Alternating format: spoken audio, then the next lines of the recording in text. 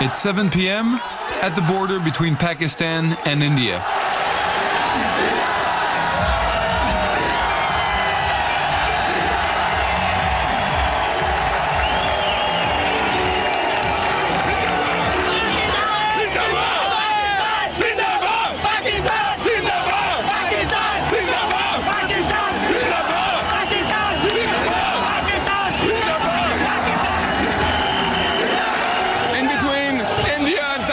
This is the only checkpoint on a border that stretches for about 1,200 miles.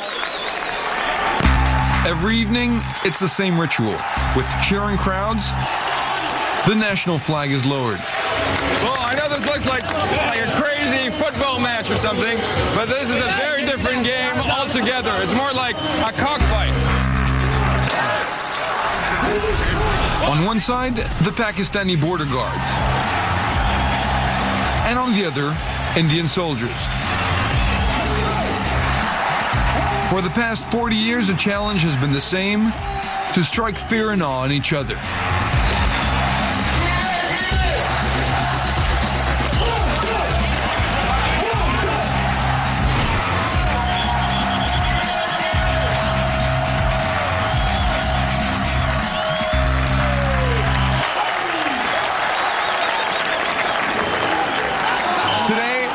Between India and Pakistan, things have been getting better now.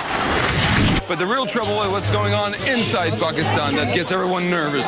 So right now we can go see what Pakistan is today, and I can tell you it's going to break a whole bunch of stereotypes.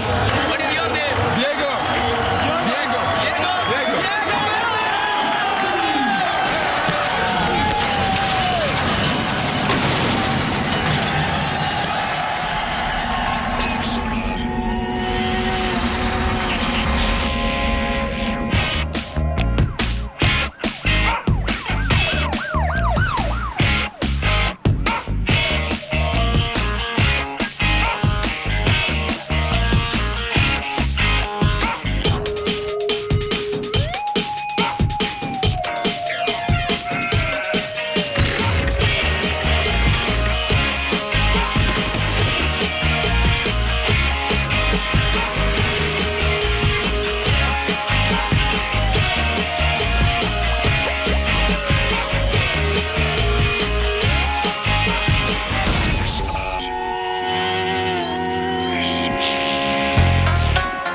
Welcome to a country that has the whole world on edge. The only country pieced together to greet some of Islam's faithful.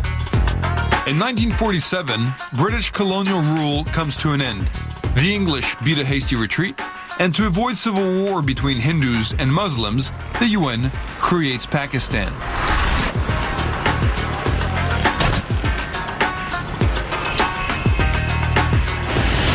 Needless to say that in Pakistan, Muhammad's precepts are not taken lightly. But as we'll see, sometimes it's okay to bend the rules. So if there's a word that almost no one knew before 9/11 and that everyone knows now, it has to be the word madrasa. There's about 12,000 of these Quranic schools here in Pakistan. We're coming up to one of the most famous ones, the madrasa for the superstars. That's where Osama bin Laden was and Mullah Omar. But let's go and see what madrasas really are today in the post-9/11 world. The Bunuel Madrasa. It's a kind of Muslim Harvard. Students from around the world come here to learn the Quran by heart.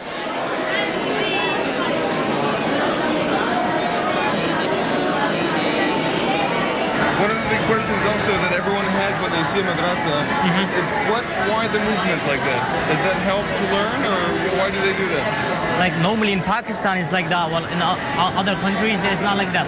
But the movement is like, you know, they don't get to sleep. That's why. Oh, so they don't fall asleep? Yeah, that's why. That's the thing. Oh, that's the thing. That's a great explanation. Yeah. So you have to move like this so you don't fall asleep. Fall asleep, yeah. Well, in Arabs they don't like it. Arabs don't like it, yeah. Don't like it. While we're reciting the Quran, you move. They don't like this thing. Yeah. 5,000 students between the ages of 5 and 18 study here. But the ones hiding behind the holy book are usually Americans. But I can't talk about this stuff.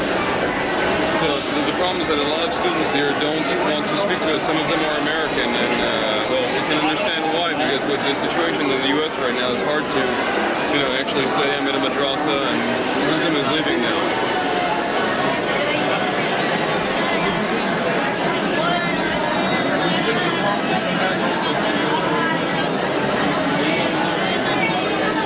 When they go back to their countries, the immigration people, they like grab them for like 7-8 hours, mostly, normally, what I've heard.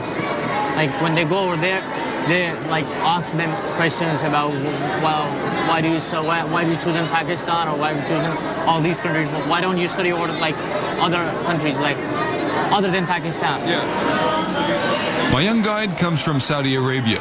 He studied at the American high school in Riyadh, and when it comes to Islam, his faith is boundless. So tell me, how many chapters are there in the Quran? I don't think, I'm not sure, maybe 30 parts, like 30 chapters you can say. 30? Yeah. And in a year and a half, they memorize every chapter? Most of, I've heard like in 6 months too, they've memorized it.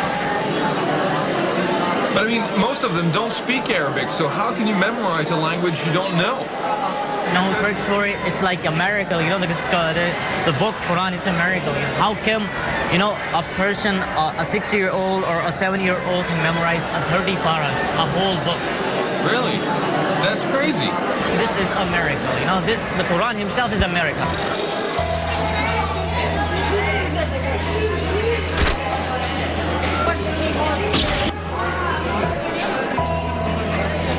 The entire madrasa is under constant video surveillance. The slightest mistake, the smallest breach, leads straight to the office of Mufti Naheem. He is both warden and spiritual leader of this Quranic school. Hello. Lapani sahab, main 1 minute abhi karta hu aap. Nurman sahab, Absolutely, multimedia mufti. आप बैठ जाए, नूरमन साहब, मैं आपको देता हूँ इख्तियार, बैठ के तय करें आप. मैं अभी गुलाम रसूल को कह देता हूँ.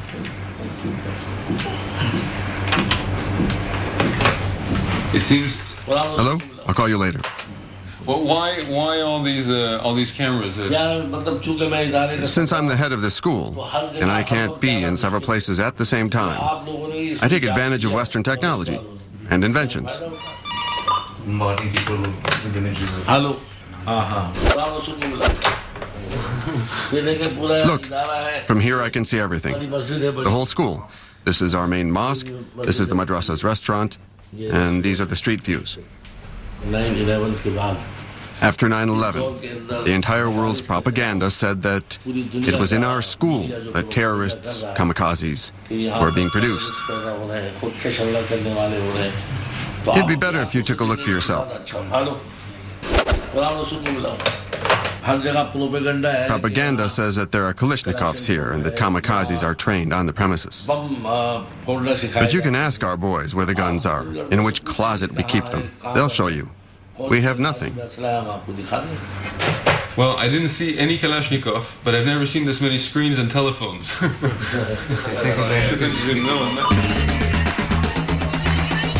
In the school's courtyard, an internet madrasa, open to those not lucky enough to study here, but who still seek answers to the 1,001 questions that will help them become a good Muslim. So this is like the religious internet hotline or something. They write in from around the world different, religious questions, but they tell me that one of the most frequently asked is about, love questions, basically. So we're going to see if we can get some info. So they get about 4,000 requests every month, and 60% of this is about the most important question, right? Okay. So, for instance, this one here, they asked me, can you please let me know the dates of do's and don'ts to make love and sexual intercourse? That's what they're saying. What's the answer, basically? On this specific request, the exact question is this: can one make love during the menstrual period, and that according to Sharia law? And is the week after the period is over the best time to conceive a child? We get a lot of questions concerning illicit relationships between men and women, either before or after marriage. We usually have no difficulty answering these questions. So here's another interesting question. Marriage, is masturbation allowed in Islam?